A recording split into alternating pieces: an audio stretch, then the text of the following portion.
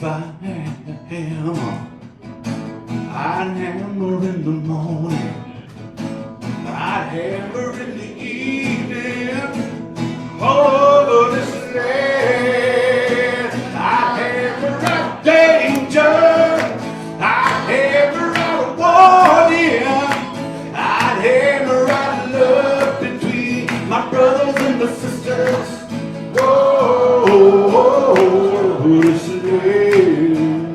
I'm going to start right on time because one of our panelists is Skyping. He's had some problems getting here.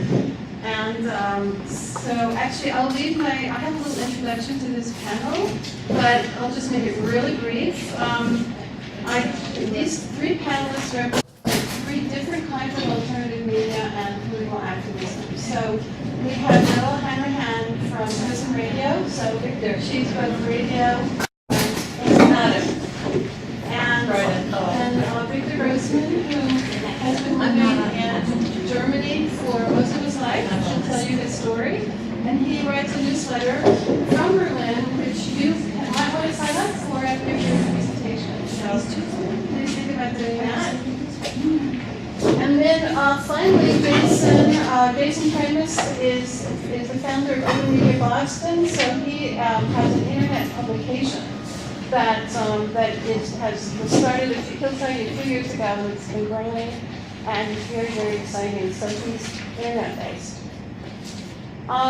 We're going to let Jason go first because he couldn't get here. He had some difficulty getting here. So we'll be Skyping in on just a voice Skype, and we hope we won't lose the connection because here at John Jay thinks the connections need to go in and out of the time. Quickly, I'll introduce Jason. He calls Open Media Boston Metro News from the ground up. It was founded in 2008, and I have to put a little plug for myself because I've written a review and a theater review so far, and they welcome that kind of input, so please consider contributing. It's a web-based news weekly that covers the labor and nonprofit needs in Boston now and around in environs. He created OMB in hopes of providing a replicable model of the professionally run news publication with a left-wing editorial policy, a model based on explicit critique of both citizen journalism and the efficacy of collectively run news organizations in practice. So I'll let Jason speak for himself. Jason, are you still with us? I am indeed. Okay, you're on. Okay, hi folks. I'm sorry I couldn't be there. The problem that kept me from getting there in question is actually flare up in my neck injury from a factory accident when I was working for a temp company, Manpower, that many of you may have worked for back in 1989. So it's just made it difficult to travel, and I apologize I couldn't be there. So, Open Media Boston. So yeah, we founded, well, I'll just say quickly that here are the rationales for me founding it. Starting in 2007, I've been working on the project in July 2007 because I was in a PhD program at UMass Boston in public policy, and at the time, although I left it because I thought it was conservative, shortly after. And in that capacity, as a grad student at midlife, I found myself going to a lot of conferences on media. And I had a long-standing interest in media and been a journalist since I was a teenager, on and off. And I just felt that the events I was going to were just heavily corporate-dominated and corporate-focused. There was no discussion of other press traditions, and I felt like I needed a bully pulpit from which to extemporize on my views on media. And I thought that to have good views on media, I had to go back to being a practitioner. I had to go back to being a journalist. And I noted that there was a metropolitan news vacuum that was spreading around the U.S. because of the rolling collapse of the traditional news media, which, as we all know, in the United States is largely corporate run. And that news vacuum, was most pronounced in disenfranchised communities, right? So, basically working class communities and working class communities of color within every major metropolitan area in the U.S. Were getting less and less coverage, although indeed they never got that much coverage and generally relied on their own community-based media, newspapers and radio and sometimes TV over the many decades previous. But as commercial media began to collapse for reasons that would take another few workshops to discuss, these communities weren't getting covered. So that was an important reason, I thought, to try to start something up. I also thought it was important that we cover left activism, which is germane to this particular workshop, focusing on the labor and nonprofit sectors and the disenfranchised communities that they serve, at least the left labor and nonprofit sectors. And coming at that with a deep knowledge of local left activism and a sense of place, possible in both cases, because I'm the editor of this publication, right? I'm a Boston native, and I'm 47, and I've been active on the political left since I was 17 years old, mostly right here in the Boston metro area. So that local knowledge is very important if you're going to do a local publication. My friends and I were also starting it up, because we felt that we need to build a replicable model, as Inez said, of a metro news operation on the left, with a paid staff of professional and ideally university-trained journalists. We did not drink the citizen journalist Kool-Aid because, as the creator of The Wire, David Simon, famously said in remarks a few years ago, a citizen journalist is no more of a journalist than someone who gives you good personal advice is a citizen psychiatrist. It might well be time to ditch the idea of citizen journalism and call it what it is, a witness with a recorder, which is not to denigrate people that do that, but it's not the same as doing journalism on, covering communities over the long run as sort of an avocation, right?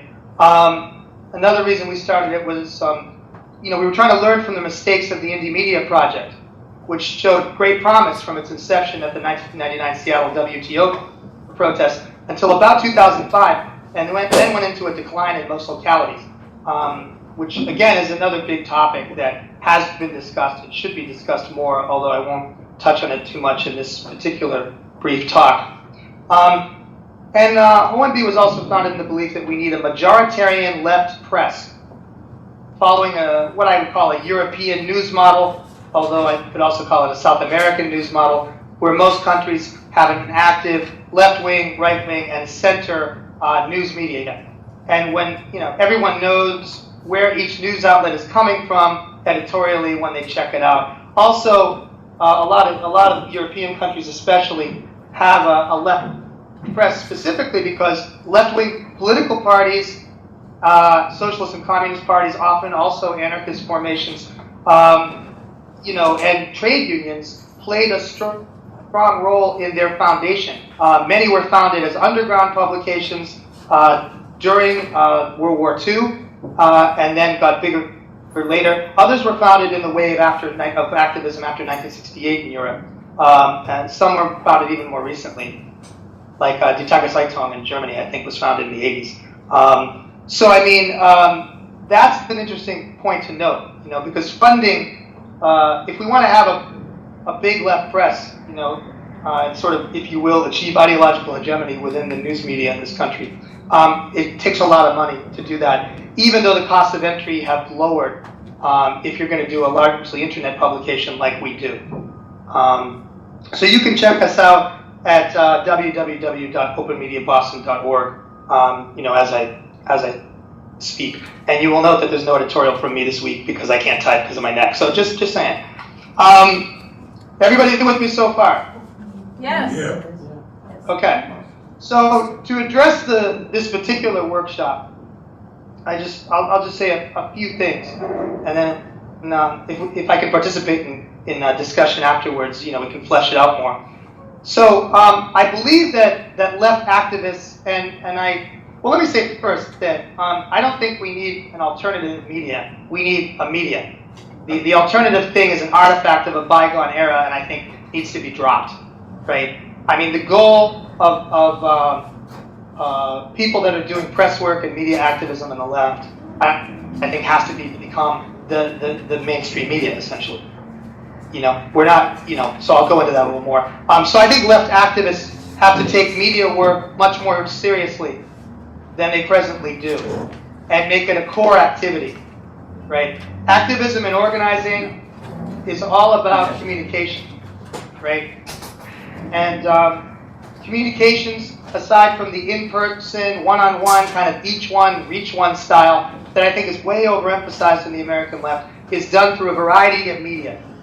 So some available media platforms that left activists have used, quite a lot really since the rise of social media, are directly usable by activist organizations on the ground, yet aren't used nearly enough, right? Some media, like Open Media Boston, is independent of activist organizations, but sympathetic to the aims of nascent social movements, and I stress nascent, social movements, because we don't really have significant social movements at the moment, and exist to serve those movements. But most media, especially mass media, like much of the remnant of the commercial news media and the fragment of public news media that we have in the US, is not directly run by left activists and is often not sympathetic to the aims of the nascent social movements. So activist organizations have to deal with all these levels of media all the time if they expect to have any significant success in movement building.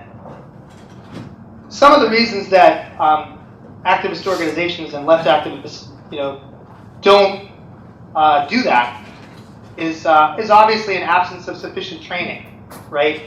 And seriously, any observer of the contemporary left will note the fact that many left organizations can't afford that kind of training, or at least key trained personnel to do the required media work and internal training on an ongoing basis. So that should be stated. But some of the reason for this problem is kind of in-group think and an unwillingness to operate in the light of day that good media work provides. And that issue is a direct result, I think, of undemocratic practices, not far below the surface of many ostensibly democratic organizations, especially labor unions.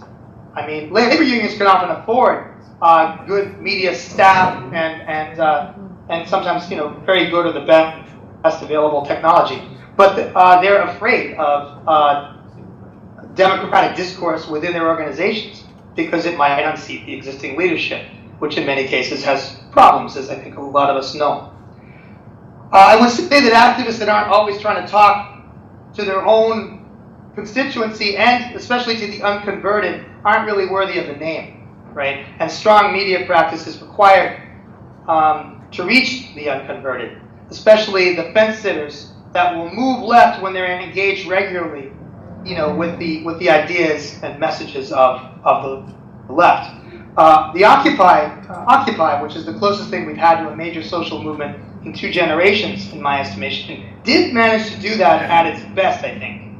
But its best was a brief period before it was crushed, both from internal instabilities and obviously from external attacks by the US government and major corporations. I think we have a common understanding of that as well. Many other nascent social movements, however, and wannabe social movements and astroturf social movements do not reach fence sitters at all, nor are they interested to do so. Okay? So I feel that what we get instead is a lot of groups are basically just doing PR all the time, right? They're self-aggrandizing as best they can, and they're not actually talking either internally or externally about their losses, their failures, right? So I think the practice of, and the reason they do that is often, especially for the NGOs, for the nonprofits, to please their funders, right? Nonprofits have to get money, sure, from individuals, but often from high donors and foundation funding. And the nature of the foundation industrial complex, if you will, is that the funders want victories, so-called, right? And if the organization doesn't produce actual victories, it needs to just pretend that it's had a victory. Yes, we've won, shoelaces for left-handed welfare children this year, but next year we'll win it for right-handed welfare children. But we haven't got there yet, so let's just take that victory that we got.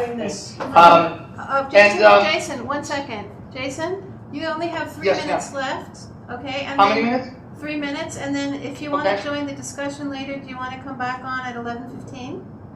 Yeah, that's fine. Okay. Just Paul, you're gonna have to call me back. Okay, 3 minutes. Okay. So the practice of self-aggrandizement by left groups to please their funders or just for PR purposes has to stop.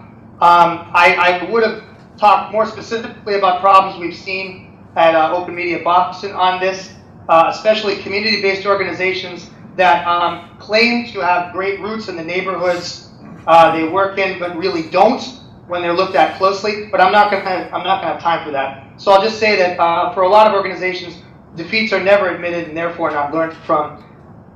Many left organizations and institutions therefore remain small and weak and suffer from fairly constant turnover of activists at various levels. Speaking for a left news publication, we don't help left organizations and movements, we being Open Media Boston or other publications on the left, we don't help left organizations and movements by failing to do solid journalism. You know, solid journalism includes being critical, right? When we discover weaknesses, we need to try to both cover those weaknesses and discuss them fairly, but we also need to get groups to engage in discussion and debate in public, which I think the left used to do, but doesn't now. Towards that goal, we, in general, need to produce, as the left media, more hard news with a left editorial stance and less PR, less just spewing, opinions that don't have much foundation in fact. We need a professional news media on the left that has the mission to accompany movements for social change, to give them the kind of coverage that honest media would give if we had an honest news media, to criticize them when they need criticizing, and to always encourage them to participate in open public debate on issues of the day that these organizations work on. So that's it. Okay. That's Thank you, what I got Jason. today. Thanks. Hope you feel better. So we'll call you back at 11:15, okay? All right, cool. Okay. Bye. All right, bye. All right, so yes. You can leave me on, actually, if you want. Sorry? Oh, okay. You can leave me on. I can listen. Yeah. Okay. We'll try that. Although I have to switch the sound over to Noelle now, so we only have one. Oh, wait a second. Yeah, I can try and do that. Just a second. All right. So yeah, this is technologically challenging, but we shall try. All right. So our second speaker is Noelle Hanrahan. And she's going to play she's going to play some things, but anyway, let me introduce her. So Noelle is from Prison Radio, and Prison Radio has a kind of description, bringing the voices of prisoners into the debate on crime and punishment. Sounds very Dostoevsky. So here's what Noelle wrote about Prison Radio. Prison Radio challenges unjust, racist, and sexist police and prosecutorial practices that result in mass incarceration and the literal disenfranchisement of huge segments of our population. Since 1990, Prison Radio has been at the forefront of the movement challenging mass incarceration. The prisoners they work with have complete editorial freedom. Prison Radio seeks to amplify their uncensored voices. It contributes these voices to documentaries, features, and movies, so you've really covered all the media here, and makes them available on their website via subscriber newsletters, and you can talk to Noelle directly today. They broadcast to over 1,200 radio stations and reach millions of listeners and viewers. It's a project of the Redwood Justice Fund, which was founded in 1990 by Tanya Brandon and Judy Barry. So, thank you very much. Would you mind queuing up the Lumia piece if you wanted? Right. Okay, so now we will switch to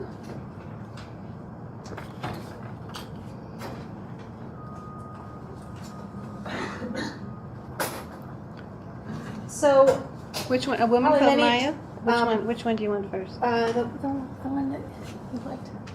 The Racist Rich. The racist rich, okay. The racist rich.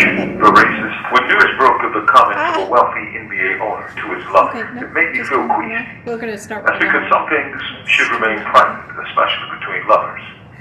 It's not the business of the media, much less the government, nor us for that matter. Let's just let it go. I feel this way even when the issue of racism is raised. For even racism shouldn't trump personal privacy. Nothing Donald Sterling has said has changed my view. Moreover, this event looks like episodic racism. and reflects occasional eruptions, but also within the realm of the private. This ignores systematic racism, which, unlike episodic racism, which affects half a dozen people at best, has an impact on the lives and life hopes of hundreds of thousands, if not millions of people. An example. Many people would agree that mass incarceration has affected the lives of millions, disproportionately African Americans and Latinos. This was no accident. It didn't just happen. It was a specific policy of public officials like DAs, judges, and even the media. This was a racist policy made by politicians to play to the imagined fears of whites of dark others. It was also a cynical political decision to exploit the sufferings of millions of people to enrich the prison industrial complex and boost employment in rural America, where most prisons are situated. It is this vast, impersonal, systemic racism that deserves our attention and our condemnation, not that of an old goat lusting after a 30-something and animated more by jealousy and envy than real hatred. But guess which one the media will exploit?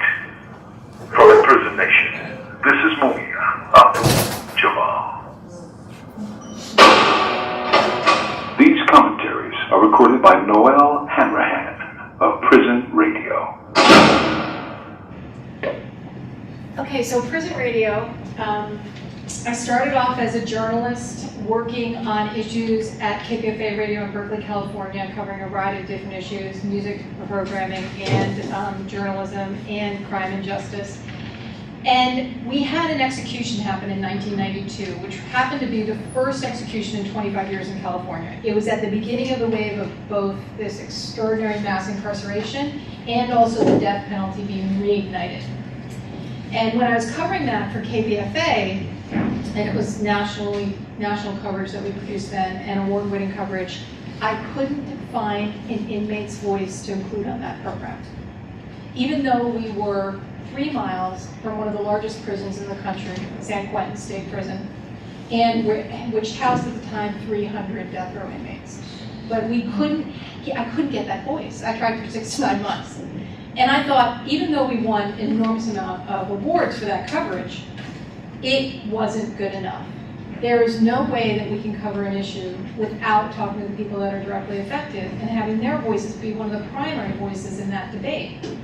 So I kept looking and searching and working to find voices on death row and to find prisoners' voices. And so that, 4 months later, I had heard a scratch of tape of a man, and I read some of his materials. I'd also been working with other US political prisoners doing a series on political imprisonment.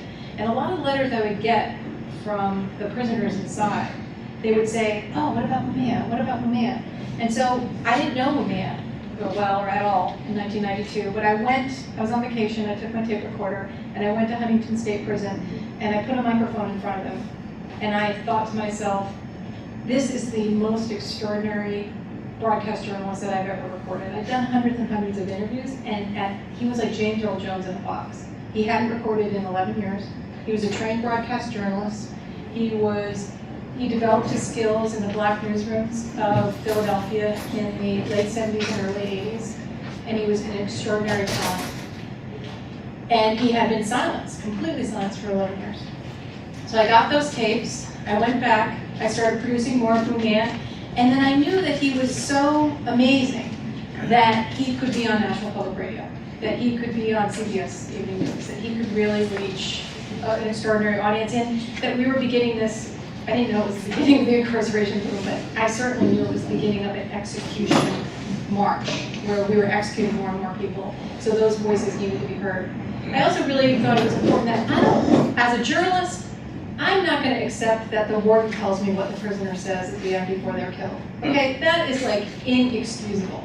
That we as journalists often fight to get access to the execution, but we don't fight for the prisoner's voice to be heard. The person who's being executed. We want to fight to see it happen, and then we'll get handed a piece of paper by the warden saying that's what he said. You know, that's wrong. And I thought that the prisons were controlling what we as journalists had access to. Of course they would let us talk to mass murdering, crazy death row inmates, but not the vast majority of death row inmates who have that, they would hand-pick. So I don't believe that right now California, for instance, has a law that says they will hand-pick who you can talk to. Well, that's not journalism. So we have to challenge those restrictions. So the work with Mia and then work with the 30 other people that we're recording now. We're recording people, feels like every single day, from all walks of life, all types of prisons, immigration detention, solitary confinement, juveniles, juvenile lifers, people in California, Arizona, New Mexico. We're recording a lot of prisoners.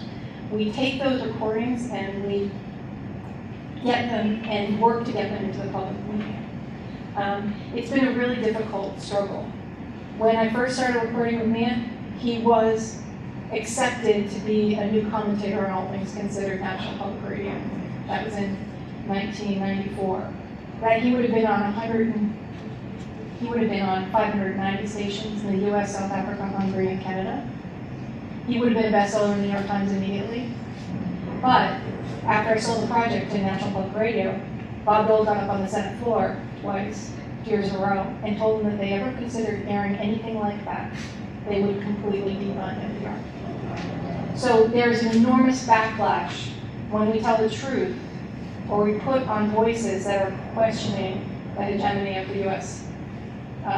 Rush to incarcerate for whatever reasons. Bob Dole and his cronies wanted that to happen. They did not want a really articulate, interesting, humanizing voice to challenge the fact that we were executing. And they did everything they could to prevent that from happening. So when I took his first book, after I knew that blew up in the New York Times, I took his first book, smuggled it out of prison, and brought it to New York and got it published. That publishing company, Addison Wesley, was attacked, and their textbook division was attacked by the Fraternal Order of Police. So what happened was we got calls from inside Addison Wesley saying, we're nuking all the publicity, we're taking this book. It was selling really well. It sold 30,000 copies hardback. We're taking it, we're taking everything down. We're not promoting this book.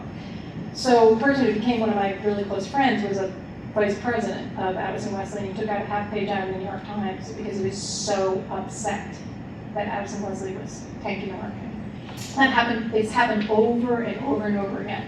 To when we take voices that are important and that are broadcast quality and are able to get on the airwaves and we produce them really well, the forces that are aligned against us really have an enormous backlash. And so it's been a very long fight to bring these voices to the air. But I think an important one, that even Ellen Weiss, who was the executive director of All Things Considered, said to me when I was pitching this story, she said, my audience needs to hear this.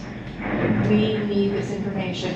And I believe that an educated public, the role of journalism is to bring those voices into the public debate dialogue so that we have an informed democracy, so that we can make decisions about public policy, so we can understand what it means to spend more of our budget on prisons than we do on schools.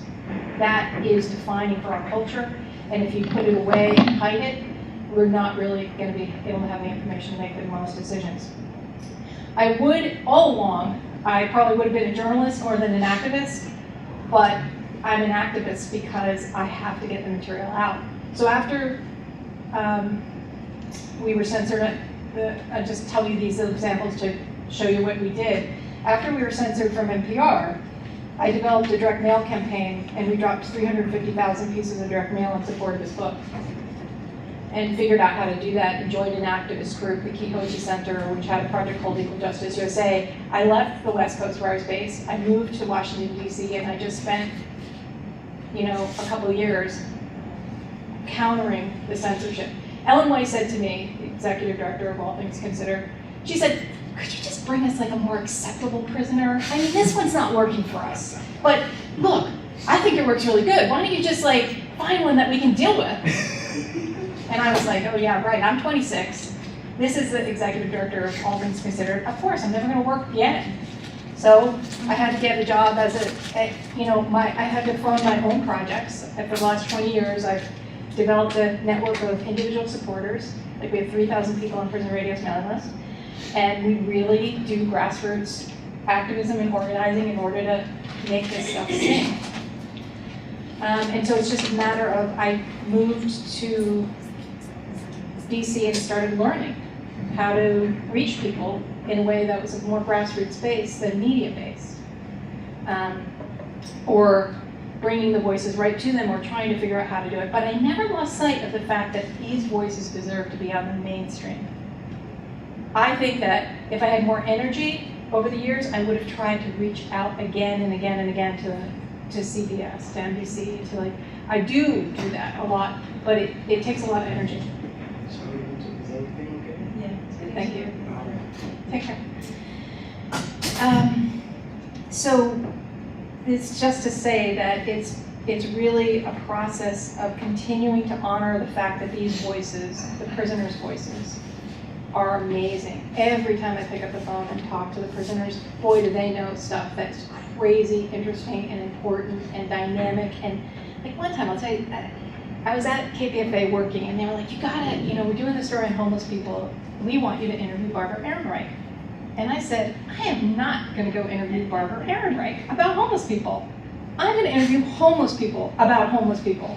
And so I went out and I interviewed them all, and of course they said amazing things, exactly the same things Barbara said. But, and they were like, well, no, we're almost gonna fire you because you're being, And I was just like, come on, man, we have to interview the people this is happening to. We have to hear their stories. We have to talk to them.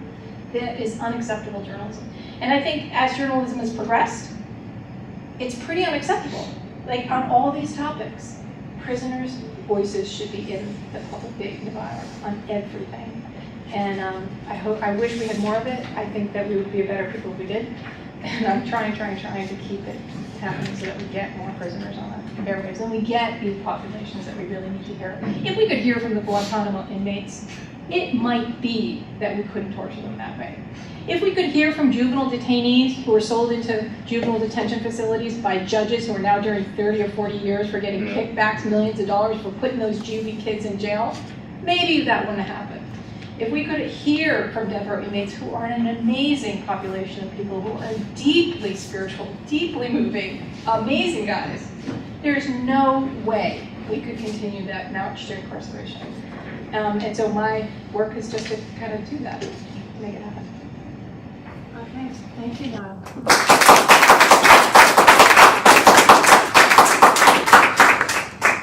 Jason, are you still with us? Yes, I am. Okay, so I think because battery's running out a little bit, how about if we take questions for the first two papers now, presentations now, and then, maybe we'll have, something, we'll make sure that we can still talk to Jason a little bit. So, does anybody want to ask questions of the first two speakers yet? Yes. I just had was wondering if you could comment on, where did she go? Oh, I should be right in front of me, I'm sorry. If you could comment on the extent to which the situation, I covered a lot of stuff down in New Orleans where after the hurricane, they increasingly tried to lower their costs in terms of cheap labor. They started replacing local African-American workers who had jobs for a long time in some of the restaurants with immigrant workers, then they replaced them later even with prison labor, getting wages. I was in a seafood restaurant in New Orleans where the wages before the hurricane were $16 an hour for the dishwashing staff, and it was down to like prison labor by the time it was 6-7 months after the hurricane. So, I think building support for prisoners' rights and whatnot, I think would be easier if there was more of a connection with how it affects the rest of the population. I wonder what your thoughts were on that. And the other thing is, in terms of like voting rights and people losing the franchise when they are in prison. In some states now, isn't it like it's worse than pre-Voting Rights Act days? The number of people who are subtracted from the voting population don't get their voting rights back, and I wonder if you have any feeling about that. Like, is that a possible way to build support for more prisoners' rights among the general population? I think that I know that there really aren't prison walls that separate the experience of prisoners from our experience. So the health concerns that are happening inside prison aren't separate from us. They come back into the community. 98% of the people come out. And so whatever's happening in there is very important, whether it's AIDS or tuberculosis. And also they happen to the community of guards who share the same conditions as the prisoners, which are extremely horrific. So you could also say that a lot of the work that they are doing in prisons replaces union work outside.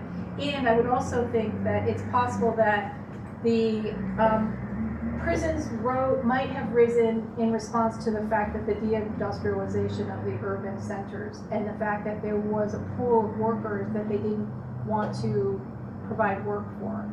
And so it's like, I see it sometimes as like the Proceros program, like they basically open up the prisons and close them up depending on the pool of workers that they do not want asking for work and bread.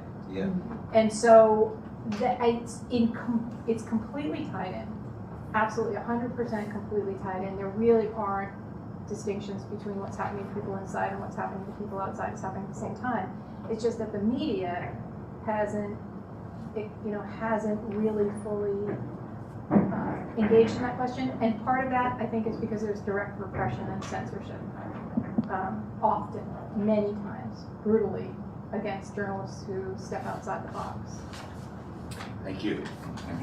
Yeah, I have two questions for Jason. We'll take one at a time. Can you hear Jason? Yes, I Jason, can. Can you hear me? Yeah, he can hear you. Okay. Yep. The first question is the fact that the electronic media seem to have a very, very powerful position as sort of a news delivery for people in this country. And can you comment a little bit about how alternative media might work its way into electronic media, into radio and television? Yeah, I mean, I think it's a building process. I mean, we're in a very, interesting time, as the old saying goes, right now, in terms of where media is going, right, platform-wise. I mean, I also have a visual arts degree, and I mean, in the arts, we're starting to hear about we're post-media artists. In other words, artists that operate in whatever platform that happens to pop up at the time, right? So I mean, it's important for people that are doing media work, either as reporters or just in general for their organizations, to have some facility with the different platforms. That being said, though, we know that radio and TV are still both robust platforms. They're also expensive to run, right? So I mean, I think that if we take advantage of social media platforms, and especially independent media websites that we create, like Open Media Boston, and build them up, because more and more audience share is indeed on the net, right? Build them up to the point where we make more, well, first of all, we raise more money and have more paid staff. Second of all, and therefore build a bigger audience and become more relevant. Then I think it's possible to do different kinds of deals with the more progressive of the larger media. I'm part of a publishers consortium that it's not left-wing, it's just people that have been trying to start online metropolitan news publications over the last several years. It's called the Lion Network, the local independent online publishers network. And, these kinds of partnerships are actually happening. And some of the new online publications that engage in these partnerships, like Oakland Local would be an example, are indeed left-leaning, if not, what we would consider to be on the anti-capitalist left, at least, right? Which, Open Media Boston is. Like, we're a socialist publication. Broadly speaking, we're ecumenical on the left. We encourage all, sort of views and factions within the broad left, from DLC to daylight, as we say, from the Democratic Leadership Committee on left to participate. But I think those partnerships can then lead to being able to get onto radio and TV, in brief. Okay, thank you. The other question is that you mentioned that you were disillusioned with the journalism program at UMass Amherst. Do you think that there's any hope for teaching progressive journalism at any university today? Well, I'm sorry if I wasn't clear. I was actually dissatisfied with the public policy PhD program at UMass Boston, where media was my focus for my PhD work, right? And then I we won't discuss how I got the necessary academic degrees. I got an MFA last year in visual arts, but that was quite a volte-face, which was a result of Open Media Boston. I became a serious photographer because of Open Media Boston, because on the internet we need good images, right? And then I found myself able to get into an MFA program as an artist, which I never would have conceived of in the many, 2-3 decades I was active before that. So that said, though, I do teach journalism at Lesley University now, which is a mid-sized university in Boston, kind of right next to Harvard, which a lot of people don't know is there, right? And it is possible. I mean, there certainly are quite a number of left-wing journalists teaching journalism. The question is, like, what does that mean, right? I mean, if you're going to teach journalism, you have to teach journalism, right? I mean, there's certain techniques and practices which have been developed, not just on the left, but just in news media in general over the last 100 years, that you need to train people in so that they can do a decent job as journalists, right? And so that, that's not really shaded politically until you start discussing context and political economy, right? So I think what's important is that when professors who are on the left are teaching subjects like journalism, they need to do all the basics and be good teachers, right? And they need to respect all the students that come to them, wherever they're coming from, including students that are quite conservative, whatever, right? And then they need to take the responsibility in any course, even if it's just a very nuts and bolts course, like, for example, my course, News Gathering, my Journalism 2 course, is very nuts and bolts. But by getting students really engaged in studying news of the day, and then discussing that news, and then by talking about journalism history and the political economy of the journalism, sort of edifice, we get to the politics. If you don't do that, you're not doing your students a service anyway. But I think that if left-wing journalism professors don't do that, they're not teaching right. Thank you. Yeah. Okay, so maybe we'll continue on to our third presenter, and then we'll have time for more discussion afterwards. So let me introduce Victor Grossman from Berlin. And he's an example of independent journalism. And by the way, there was a sign-up list going around if you want to start getting his newsletter. I don't know where it is right now, but do keep passing it. Do you have it? Okay, but more people came in, so we'll leave it up here. So Victor Grossman, for the past 8 years, has been distributing this online newsletter in which he voices concerns about capitalism and power in the Federal Republic of Germany, and the struggle for socialism in the now defunct German Democratic Republic. And if he mentions GDR, that's what he's talking about, the German Democratic Republic. Somebody asked me, so what's the GDR? That's kind of sad, isn't it? East German. Since 1989, he has stressed the danger to democracy represented by corporations, Politiken via SF, via the Deutsche Bank, many who were involved in Nazism, and the twin threats of fascism and racism that are always ready to break out in times of crisis, not just Germany, but also Europe. He follows the German left party Die Linke, as well as the rhetoric of de-legitimation against the former GDR. So, and also I want to say that we have a couple of his newsletters printed out. So if you want to pick some up as you leave, that would be fine. We don't have enough for everybody, but I'm going to take copies. So, but you can subscribe. So you can get all these old ones once you're a subscriber and right to Victor. So thank you very much.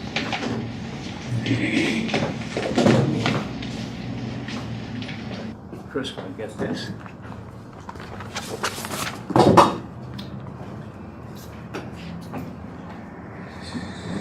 So, first of all, for, some of you know me, at least per email. For those who don't, I was a very active leftist as a youngster and got drafted and got in trouble. And this was during the McCarthy era. And I was sent to West Germany, luckily not to Korea. And the trouble got very hot, and I got very frightened, and I deserted. And I landed in the GDR in East Germany, and have been there ever since, or what is left of it. I'm still live on Karl Marx Alley, which means boulevard. my job, I should mention that I studied journalism there. I studied here first. Went to college, studied journalism in the GDR in Leipzig. In fact, that made me the one person in the world who has a diploma from Harvard University and from Karl Marx University. And I'm afraid I'm going to stay that way because there is no more Karl Marx University and the name has been changed again. However, my job as a journalist in the GDR, since I was one of the very few Americans and one of the very few Americans who had background in the United States, was to try to explain to people there something about the United States. I wrote a great many articles, and I also, more and more, I lectured all around the country to all kinds of audiences, and saw my job, as I explained it to my audiences almost always at the beginning, was you all get in the official press and in the schools a very bleak view of the United States. If I kept speaking in that way, this very bleak picture of the United States, I know you wouldn't believe me.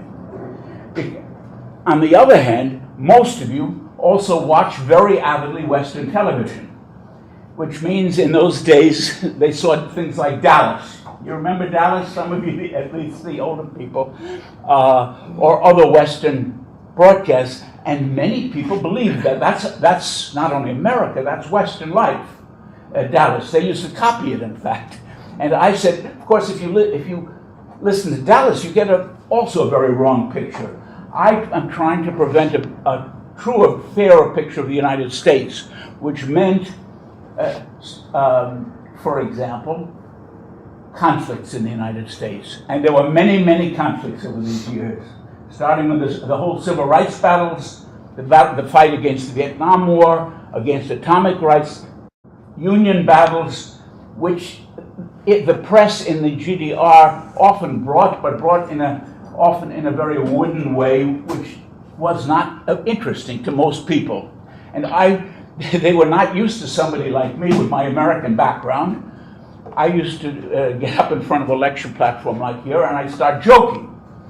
And a speaker on a podium there didn't joke.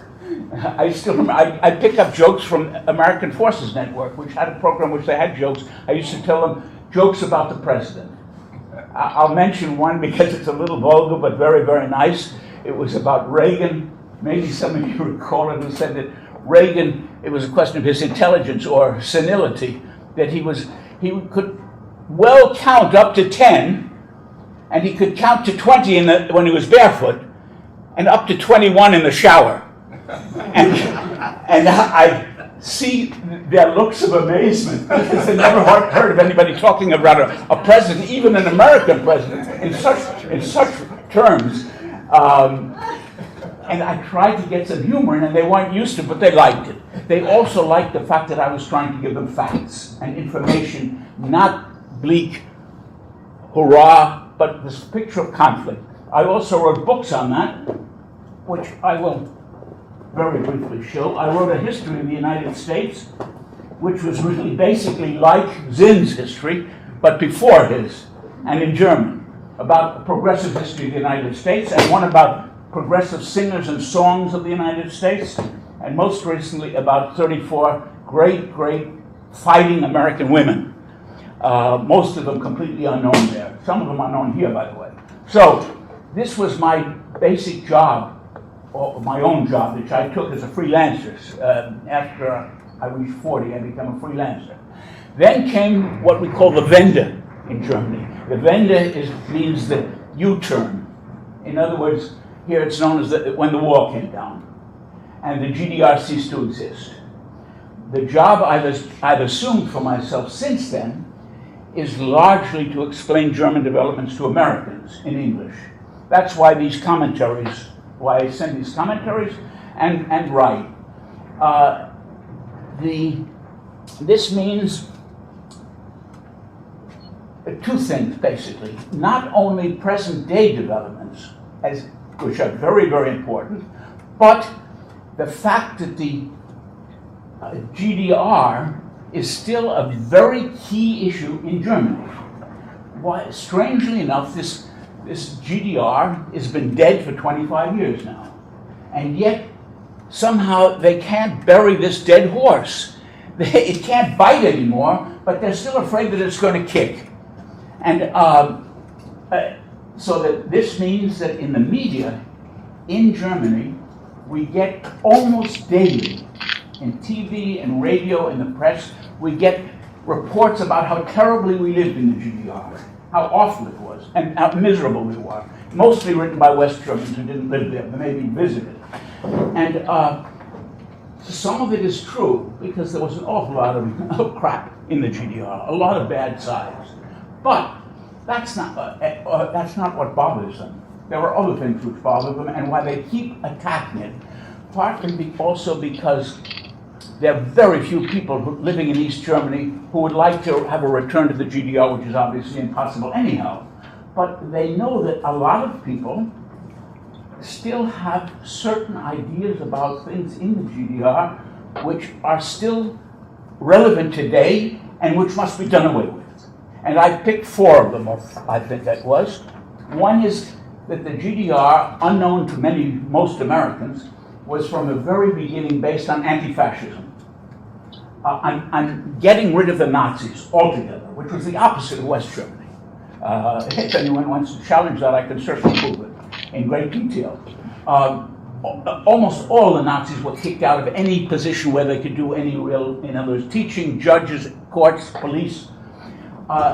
Since Nazis and neo-Nazis are very much an issue today in Germany, I don't know if you know it, but every weekend the Nazis march in one town or another in Germany. Almost every, on certain occasions, big marches in Berlin and so forth, but in some town or other, or several, there are always Nazis marching. Sometimes they don't go like this, but everything short of that. My time running out, no? No, I just... Interestingly enough, almost every single time you'll have anti-fascists, mostly young people, against them. Often in the majority, and sometimes very dramatically. As an old-timer in Dresden 2 or 3 years ago, they tried to have one of their big meetings. They finally managed to get about 5,000 Nazis to Dresden. They wanted to commemorate the destruction of Dresden in February 19, and saying that was our Holocaust against Germany. See, they're trying to balance the two Holocausts. And the left mounted an anti-Nazi march, which I took part in. They were about 4,000 or 5,000. We were 18,000, and we made sure that they never got more than 100 yards away from the station, and then they went home. Interestingly enough, however, 2 of the people who were active as anti-fascists are still facing charges. That's more complicated than I can say now, but I'll just say that was one issue. Second issue, solidarity. The GDR supported the Algerians in their fight for liberation. It supported the Vietnamese. It supported Cuba, Nicaragua, and of course Chile very much. The GDR played an important role in supporting especially after the takeover by Pinochet. And South Africa. It was a center, East Berlin was a center of the European section, basically, of the anti-apartheid movement. In all of these cases, the West German government was on the other side. And this was largely unknown, I think here too. This is today relevant because it's a question of solidarity is just as relevant as ever. What does it mean? It means telling both sides that in Germany there's a fight for the right of the workers in Burger King. Very similar to here. The same is true of Amazon, a very hot fight. Then on the other side, you have these Volkswagen workers in Tennessee, and the question of their union is a very complicated question. It means that it's important that the two know each other, that the question of solidarity is as important as ever and as hated as ever by the people who run. The next point is, economically, the GDR, despite all its bad sides, and there were plenty, managed amazingly to build up from almost nothing. It was a very small, weak, and broken part of Germany and had every disadvantage It built up an amazing industry and succeeded up to the very end in having a system where there was no joblessness. No joblessness, no homelessness. It was illegal to evict a family or to evict people. You couldn't throw them out if you finally had to, if they never paid their rent. You could throw them out only if you found another place for them to live, so that there were no homeless. The same was true with child care. It was virtually free. Medical care, you paid a tax, but that covered everything. Hearing aids, glasses, spa, rehab, everything. I could go into detail, but won't. Abortions, it covered everything. Education, free from the very beginning to the very end, not only free, but I, like my sons, got a certain amount to live on. It was not much, but it was enough to live on. All these things were also very good in West Germany. In terms of medicine, much, much better than in the United States. And many workers' rights were better in West Germany. Why? In great measure because of the GDR. And unionists said, when we negotiated wages and other issues, the GDR was invisibly sitting at the table because the employers there didn't want to have a situation where West German workers could look to East German workers and say, gee, some things are better there.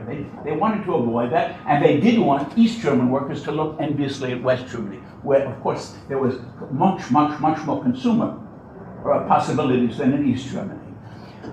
Now there is no East German GDR, which means that they've been whittling away over the years with working class rights.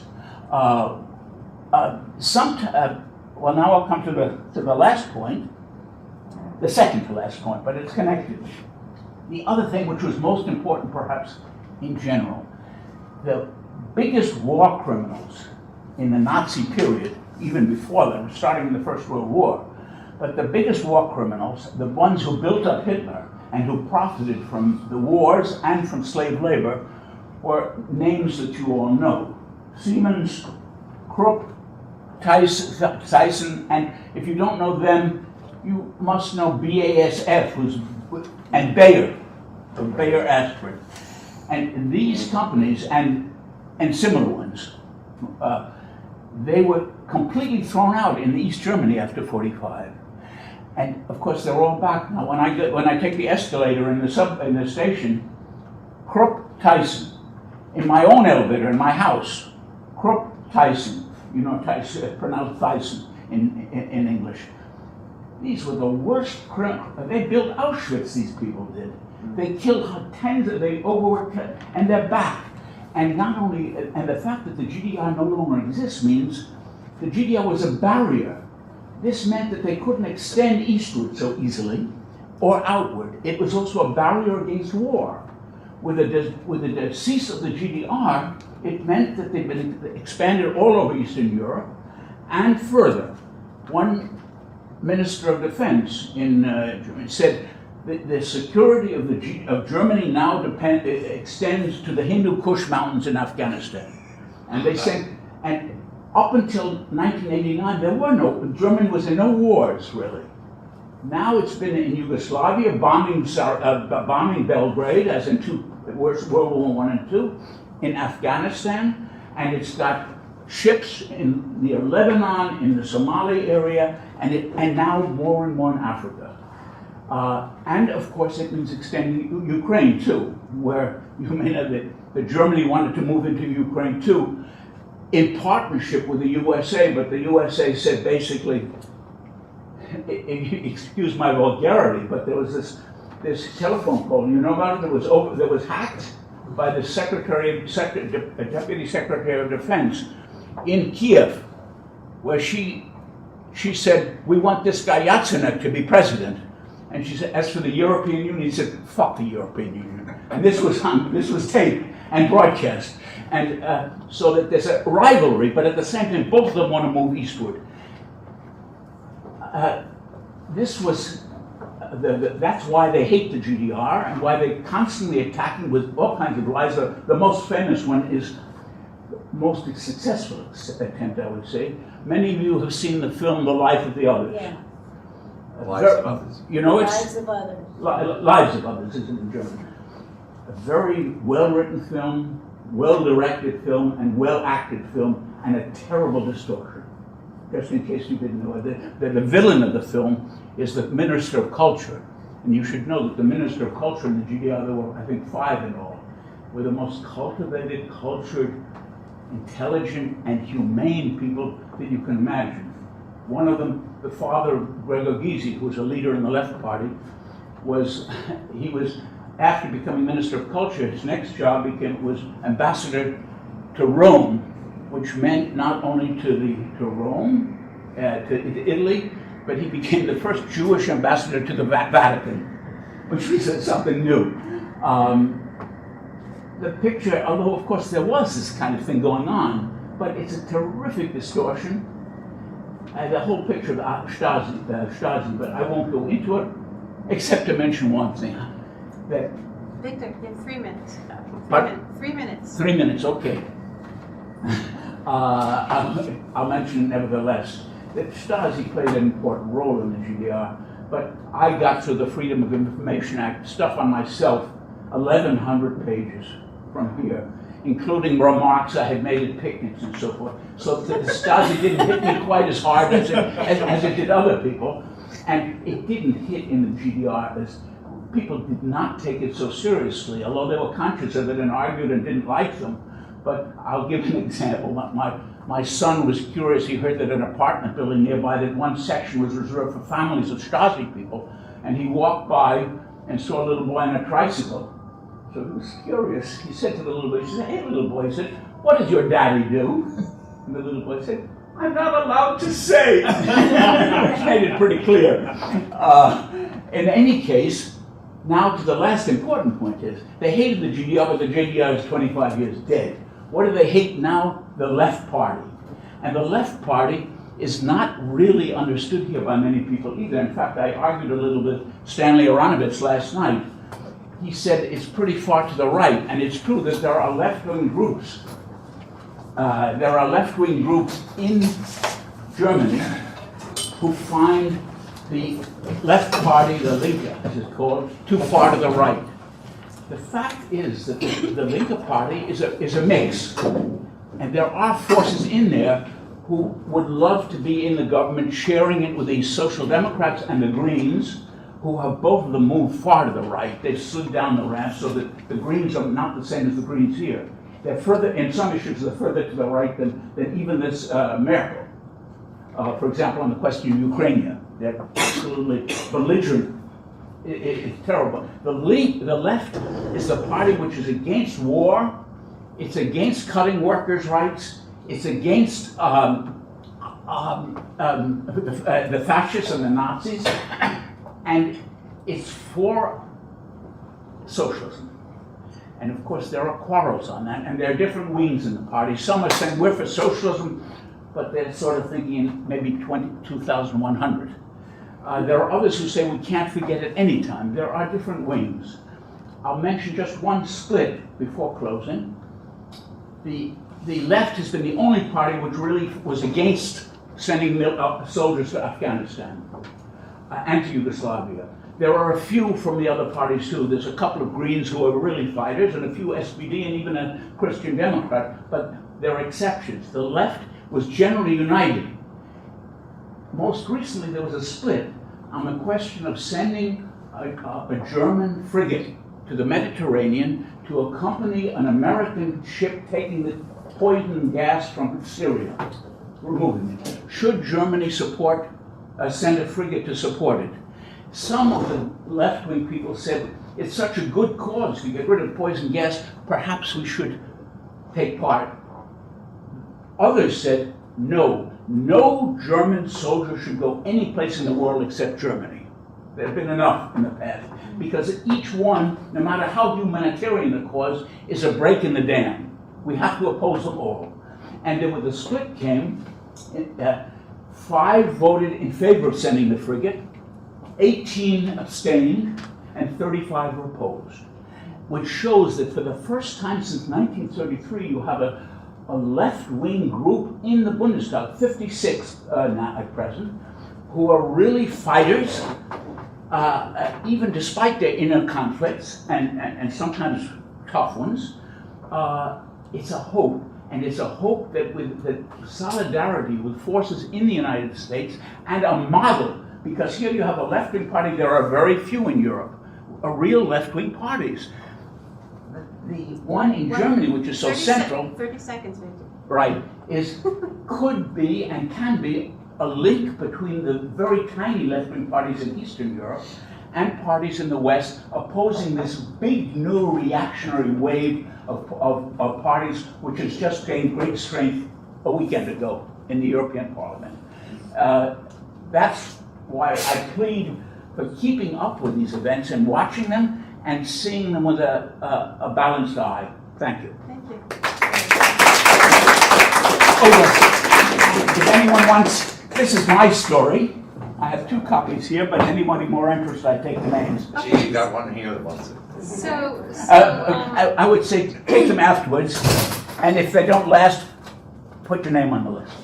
Yeah, Okay. Victor has a list of anyone who wants to join his newsletter. I don't know, do you still have the list? So yes, I have the list of the newsletter. I'll pass it around again. Okay, so For my irregular commenter about once or twice a month, 2 or 3 pages about German developments. Okay, so here's what we're going to do.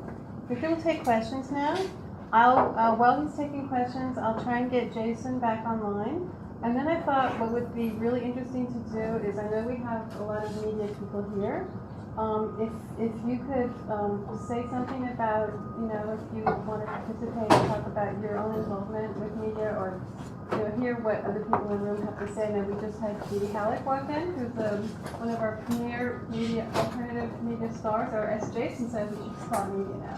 Alternative media, is, I say, just call it media. So let's do that. And so now, if Victor will take questions, I'll try and get Jason back online. So, questions for Victor? Other questions to me? Victor, I've been told, although I've not followed up, that a lot of these neo-Nazi groups show up in East Germany. Why do you think that's so? Is it true? And why do you think that's so? It's exaggerated, but there is truth to it. They're also very strong. Well, very strong is that when the elections come, the neo-Nazi party up to now has never gotten much more than 1 or 2%. They organize demonstrations, but they haven't been able to get the vote. There's a new party which might be a sort of a right-wing party, which is coming up. We're not sure the direction it'll take. But it is true that they're stronger in East Germany than West Germany, although they're in both. The main reason is that East Germany, with this change 25 years ago, this Wende as we call it, this U-turn, people were almost completely disoriented. What they'd been being told for years and years, whether they believed it or not, was suddenly gone, and they were supposed to accept other things. Many were disoriented. Children were told things by their parents, and suddenly there was none of it true. And second of all, there was a terrific joblessness in the East, which is still true. Except for a few centers, it's terrible unemployment, 10, 15, 16%. And this left especially a lot of young, interestingly enough, especially young men. The girls were somehow more energetic in moving out of the area and finding jobs.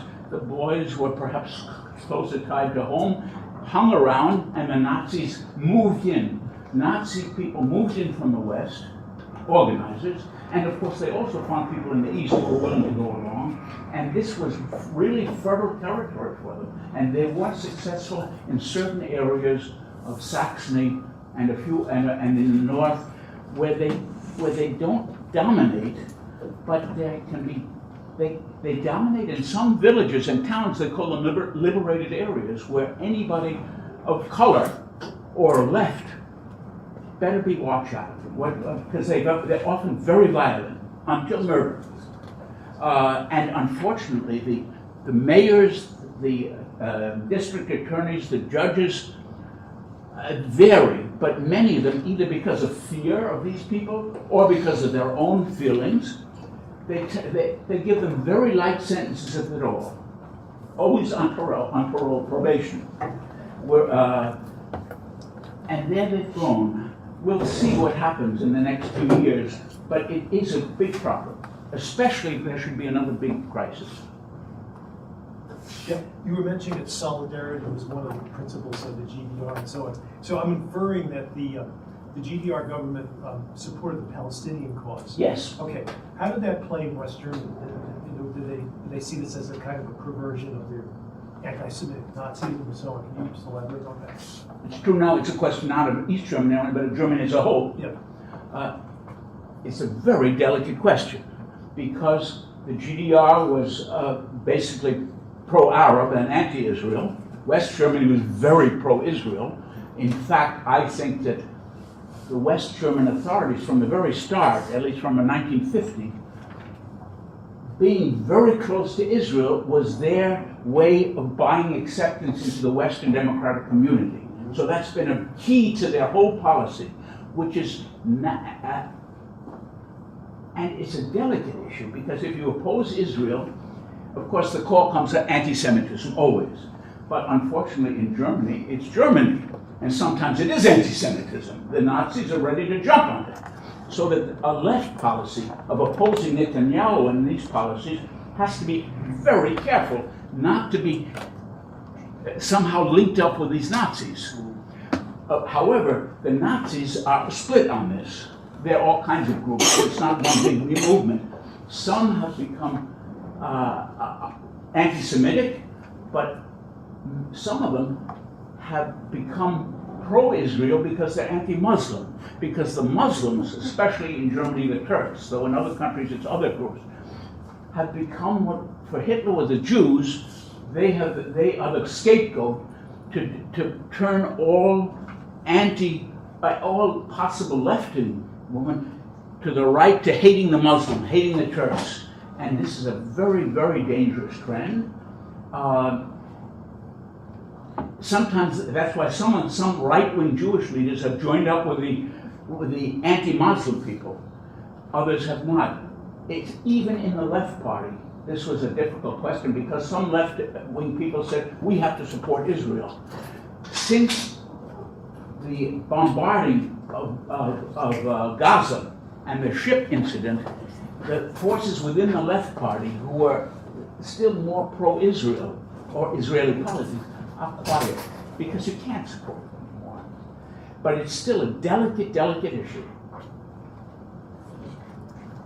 Yeah, the recent election, EU elections in Spain. Yes, Greece. Podemos, Syriza in Greece. Are there comparable developments in terms of like the Linke? Is it basically also standing for elections? Did it have success in Germany? Whether that's in Germany too? Yeah. No, I'm afraid not. Those of you who don't, have you followed? I don't know that in Greece and in Spain, left-wing groups have become very strong. And I recommend in 2 hours, the co-chair of the left party is going to speak here. Rick's in it. I don't know how good his English is. I've been told it's good enough, but his speeches he's a fine top leader. He's helped to save the left party, which almost split in half from these two different groups. He and his co-chairwoman have basically saved it, and at least a sort of a unity. And he's speaking, I think, at 2 o'clock, if I'm not mistaken, so that it might be of interest. What's the name of his workshop? What is the name? It's in a plenary session. In a plenary session, that he and somebody from the woman from Seattle, what's her name again, who won office. Those two are the featured speakers. Yes, the one. I spoke to him yesterday. He's a leader. He's rather quiet. He's not such a brilliant speaker, but he's a good speaker. And now I forgot the question. It was about, if there's any comparable developments in Germany in terms of like the left party won, interestingly enough, in the September Bundestag elections. The interesting thing is that it beat the Greens, who are usually ahead, which means that there are only 4 parties in the Bundestag, and the left party is the third party, with about 10%. In the European elections, it doesn't do as well. and the Greens moved quite a well ahead. It got 7-6, and the Greens got, I think, 11 or 12, I forget now. So, but in the Bundestag, it's just 1 seat ahead of the Greens, which means it's the leading opposition party, which forces the media to accept at least some of the statements of the left, which is very dramatic. They do the most they can to keep us quiet, but so other questions, if we have time. Okay, so maybe if you haven't signed up for Victor's blog, I don't know where this sheet is right now. Oh, could you pass it around a little bit more? I think have anybody need Is it this full? anymore? Because I have another page. There's somebody in back. Yeah. And if you don't like it, you can write me and I'll take you off the list. Okay, so so perhaps we could learn some more about who's in the room and what your interest in media is, and alternative media, if any. Where should we start? Should we start? That's great, like your name, where you're from, and one sentence about why you're here. My name is Lynn Portnoy. I live on Long Island, and I'm a news junkie. I'm not in the media. I'm here because I have a voracious appetite to understand the world. Yeah. It's a healthy appetite. My name's Willow, and I'm from Colorado as well as upstate a little bit. And I'm here because I fancy myself a writer, but I really struggle with the outlets that I have. I'm kind of uncomfortable with internet life, and so I'm trying to figure out what my best place is. I'm Marissa. I'm from New Jersey, not too far. I'm not directly involved with media, but I have been listening to prison radio for a few years, so that's why I'm here. I think we got Jason back. Jason, are you back? I'm back. Hello. We're going around the room introducing people and talking about our interest in media. Okay, so you can just listen for the moment. How many people? 20. Great. Okay, please. John Wojcik, I'm labor editor at People's World. We are a daily online publication, www.peoplesworld.org. We're descended from the original Daily Worker, 1924. I'm here because we print a lot of Victor Grossman's blogs. He sends them to us, and we print them. So if you're interested in seeing them online in print, you can give us your email too. We send out a weekly e-blast with summarizing, even though the publication would come out every day, 10, 15 stories, we'd send out a once a week e-blast with the main stories. And we always include Victor's things in the e-blast. So that's why I'm here. I'm Patrick Patterson. At this point I teach, but I've been involved in the media, underground media, back in the 60s. I'm coming to the point where I'm actually going to be retiring soon, teach high school, and looking for other ways to become involved in the Boston area. And I'm Dee Dee Halleck. I'm a troublemaker to try to get alternative voices out there. So we have a table, Paper Tiger, Deep Dish, and Waves of Change is a project, are all projects I've been involved with and am involved with. So stop by the table. It's in this very isolated area. There's only a few tables. So I hope we get people coming by because it was hard work carrying all the boxes up this morning.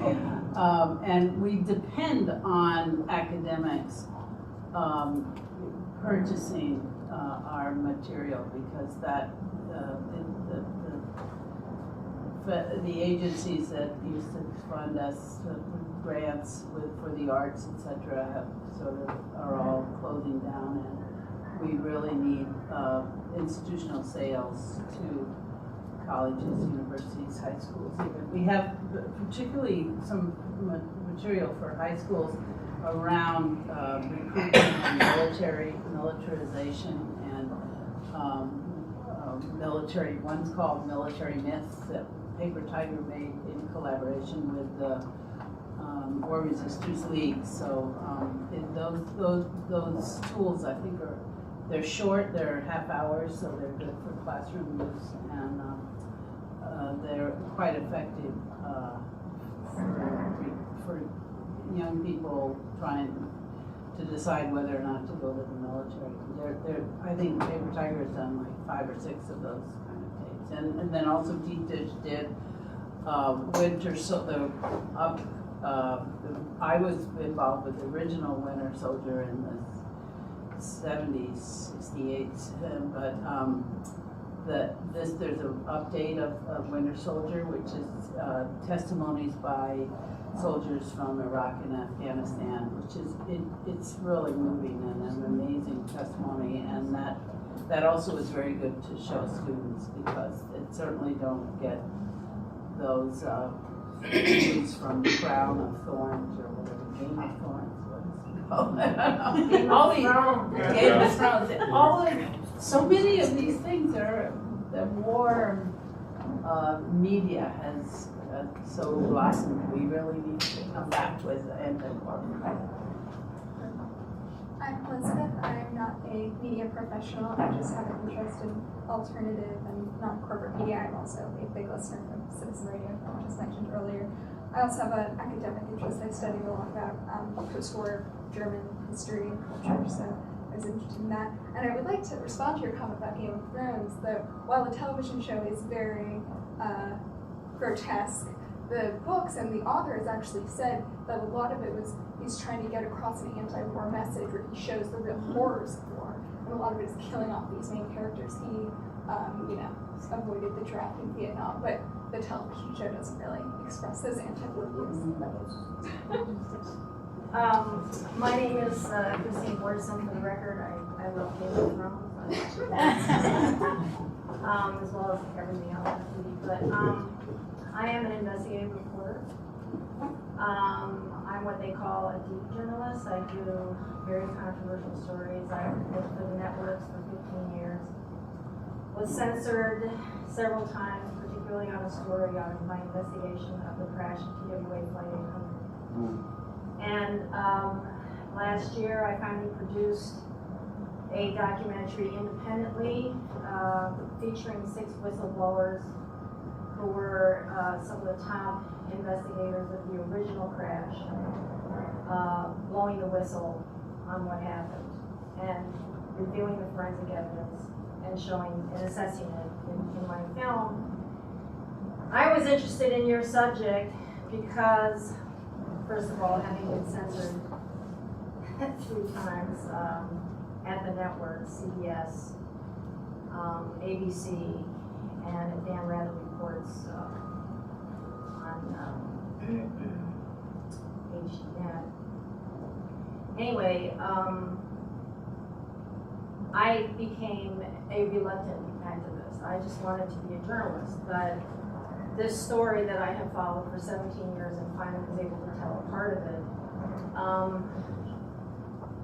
opened up the vistas to me of how deeply corrupt our mainstream press is and how that corruption works, as well as it opened up in this story, the story that I told and uncovered through these people, through these insiders, is the multi-agency collusion that goes on these events, these cover-ups, going to the Iraq War, the multi-agency collusion between, the Pentagon and the Special Office of Special Plans of the Pentagon and the White House and so on. I mean,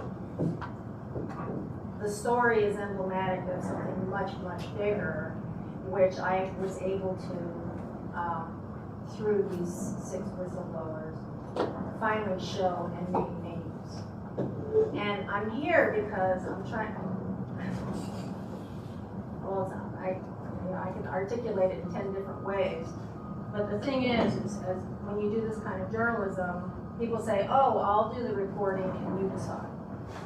But the fact of the matter is, I know what the laws are because I did the research. I know who engaged in the malfeasance because I did the research.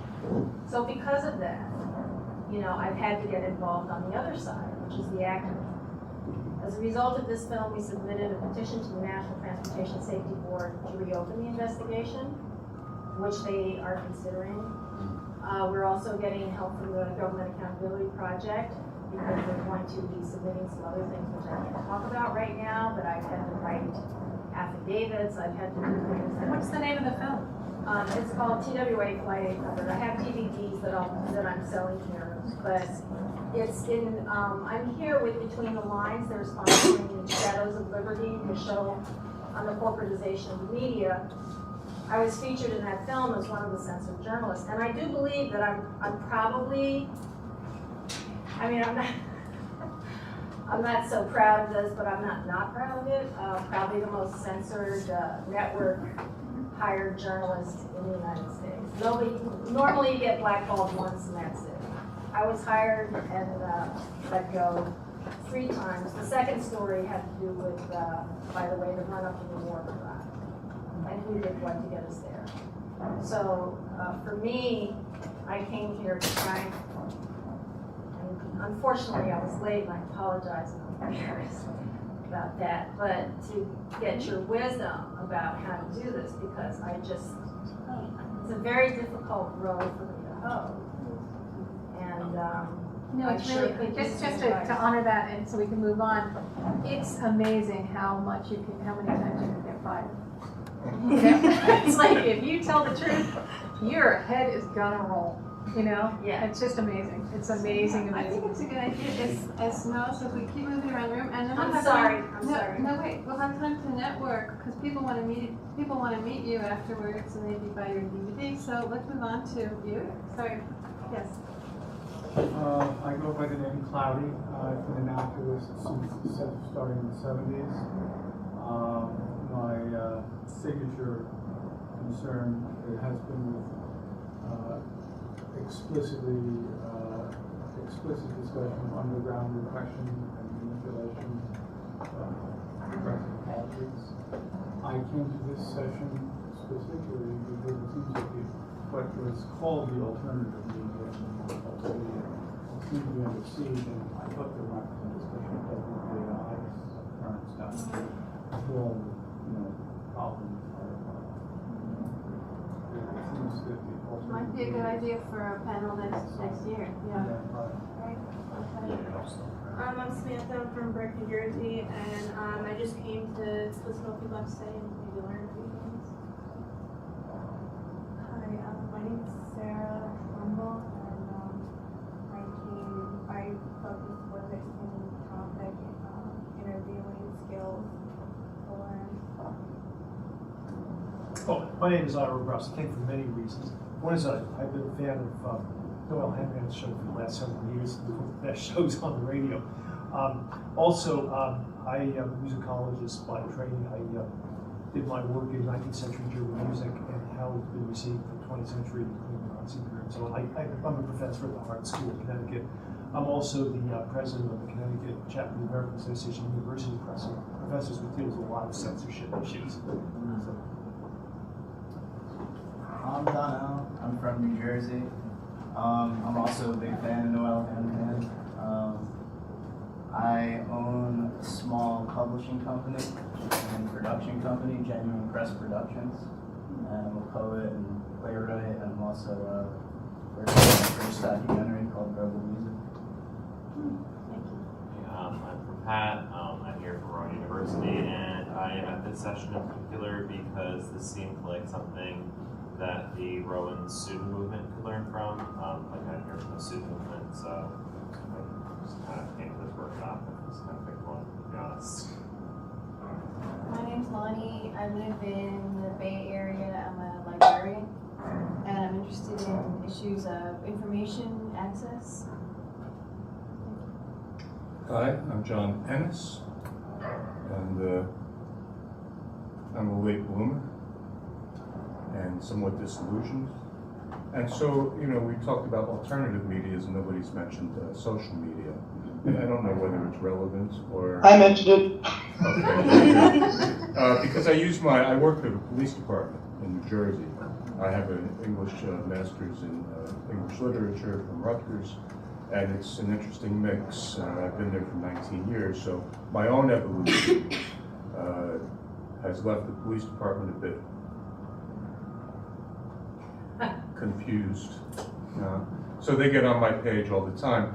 Joe Nocera from the Times puts out a daily gun report, and he has an assistant who goes from state to state and lists without qualification any type of shooting that's occurred. And of course, all the pro-gun guys at my job get on and with pictures of 496 people killed by hammers, you know, and I'm labeled a hippie and this and that and the other thing. And so, but I love the ProPublica, TruthNet, TruthDig, Chris Hedges, Alternet, you know. There are alternative voices out there, but I'm interested in becoming relevant in a way that cuts across ideological, and I think that Professor West spoke to some of this last night, in a solidarity that cuts across ideological lines. Yeah. So how can we use social media, or can we use social media under its controls that we do not have control over? Or is there more effective means? Victor, you've published books. We can go, I know that there's one website, and I can't remember the name of it, where you can have your book printed for free. Basically, it's, you know, and when you sell a copy on Amazon, they print that book. Yes, thank you. So there are ways out there, but how can we, I'm interested in how can I maybe put together an independent newsletter or something for my community, you know, about evictions, about all kinds of stuff, about what's going on in Occupy. I was occupied with a fire under my butt, and I just refused to stop.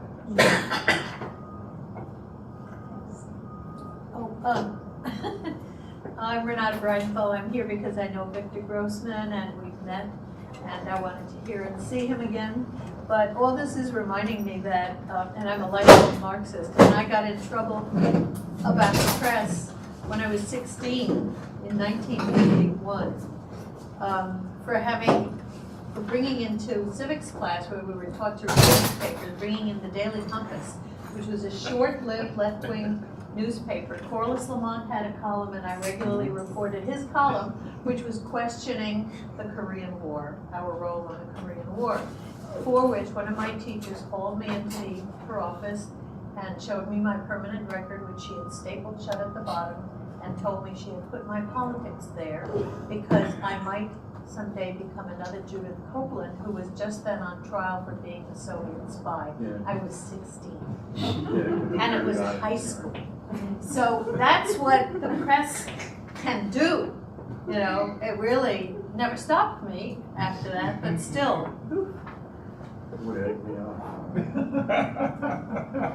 My name's Rocco Rizzo. I'm from the People's Republic of Rosendale, New York. I came here by accident, but I find that there's a lot of stuff that's of interest.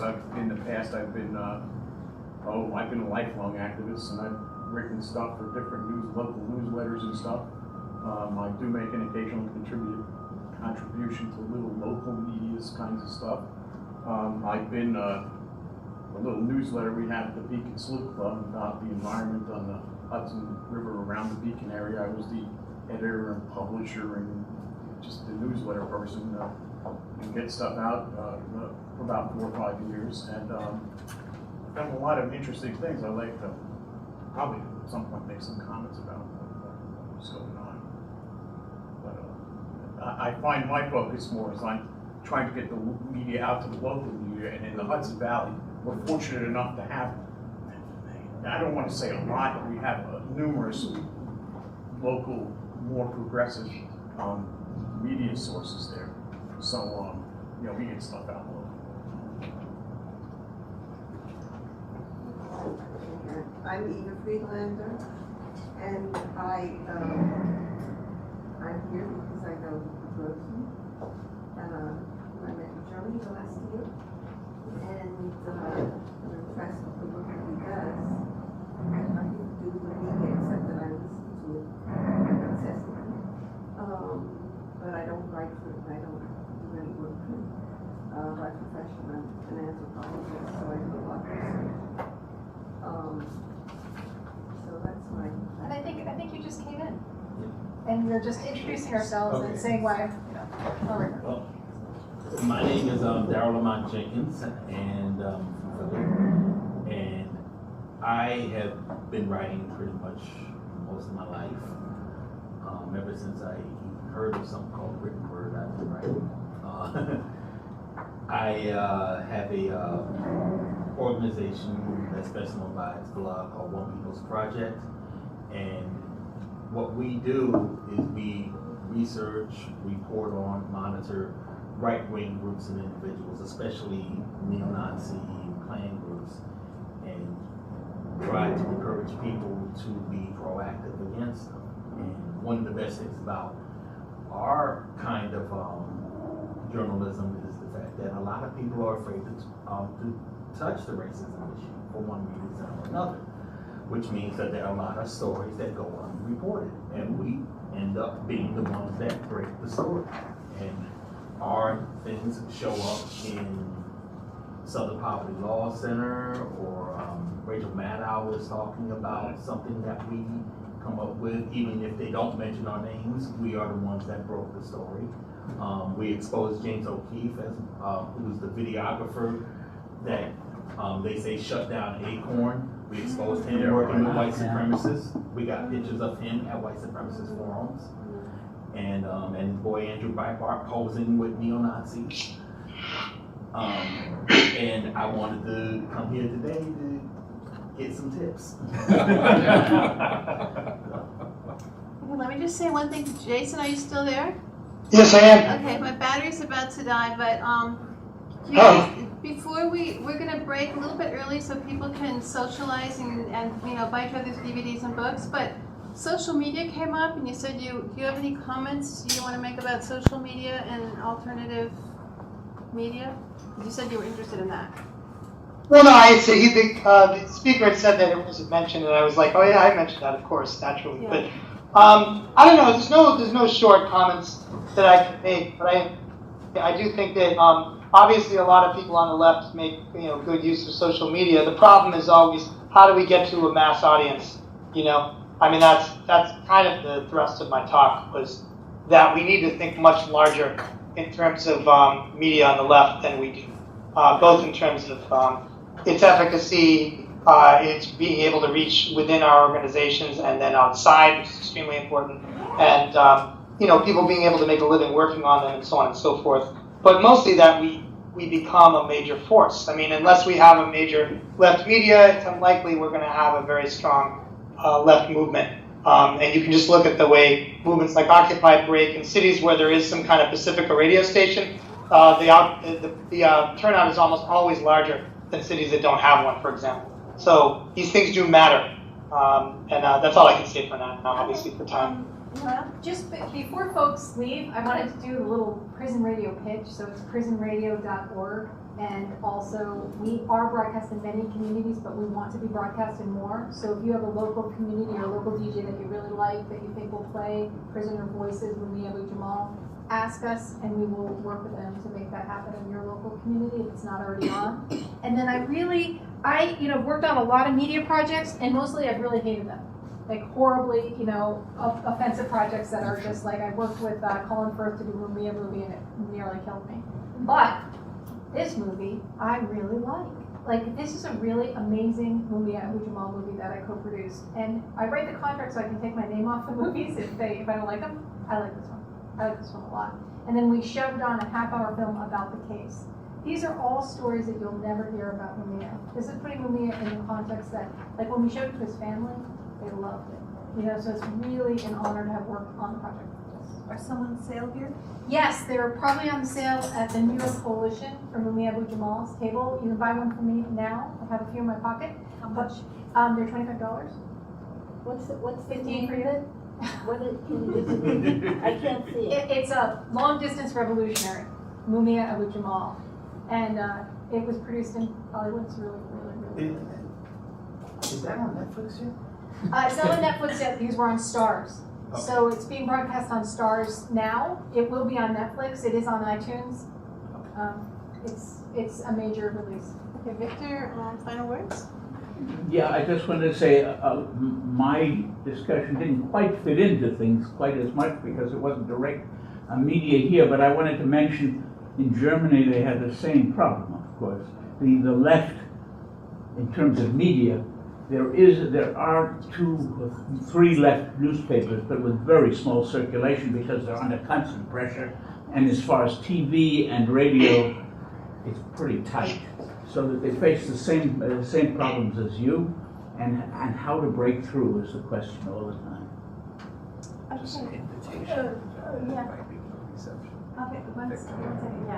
just want to say so much of what we've talked about here depends on the internet.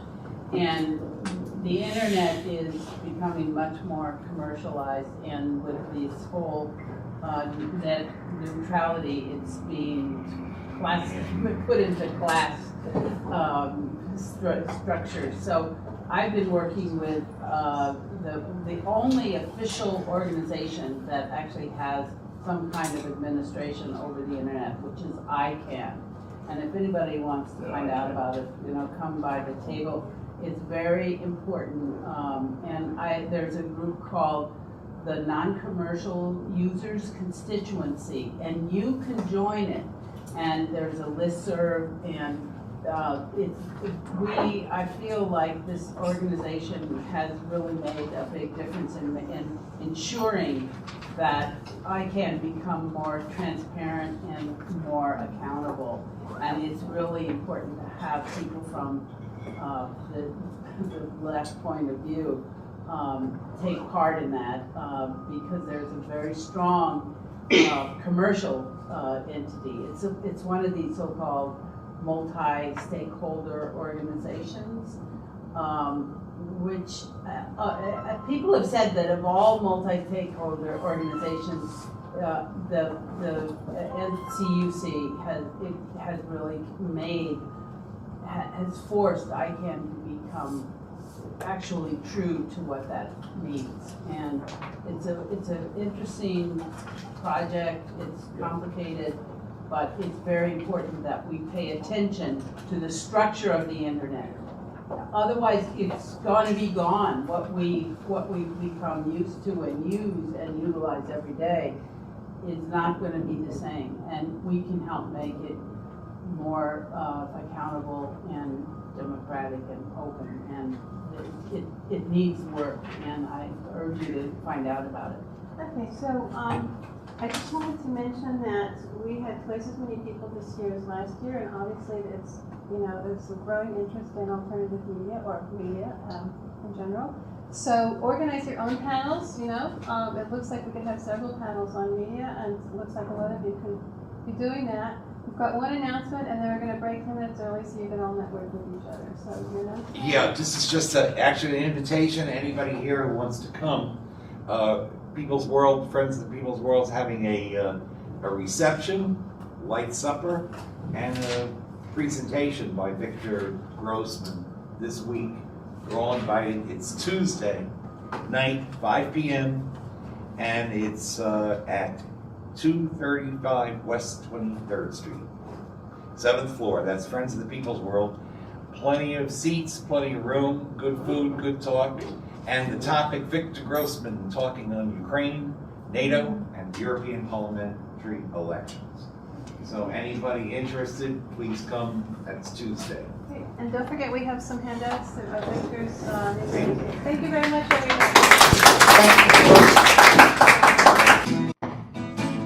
If I had a hammer, I'd hammer in the morning, I'd hammer in the evening, all over this land. I'd hammer out danger, I'd hammer out warning, I'd hammer out love between my brothers and my sisters. Whoa, this land. But if I had a bell, I'd ring it in the morning, I'd ring it in the evening, all over this land. I'd bring out danger, I'd bring out a warning, I'd bring out love between my brothers and my sisters. Oh, university.